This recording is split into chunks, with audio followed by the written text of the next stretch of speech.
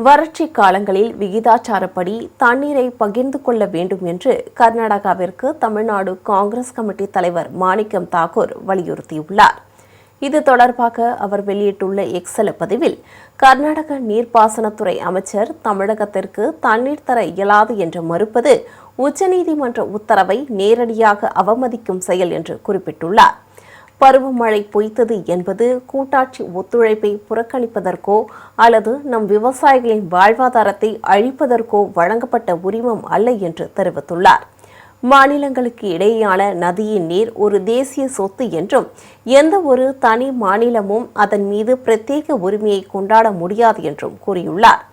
வறட்சி காலங்களில் விகிதாச்சார அடிப்படையில் தண்ணீரை பகிர்ந்து கொள்ளும் முறையை உச்சநீதிமன்றம் திட்டவட்டமாக உறுதிப்படுத்தியுள்ளதாக தெரிவித்துள்ள மாணிக்கம் தாக்கூர், பற்றாக்குறை ஏற்படும் போது அது ஒட்டுமொத்த படுகைக்கும் விகிதாச்சாரப்படியே பிரிக்கப்பட வேண்டும் என்று குறிப்பிட்டுள்ளார். கர்நாடகா தன்னிச்சையாக அணை கதவுகளை மூட முடியாது என்றும் உச்சநீதிமன்றத்தின் உத்தரவை மதித்து காவிரி மேலாண்மை வாரியம் குறிப்பிட்டுள்ள கால அட்டவணையை பின்பற்றி தமிழகத்திற்கு சேர வேண்டிய தண்ணீரை கர்நாடக அரசு உடனடியாக திறக்க வேண்டும் என வலியுறுத்தியுள்ளார்.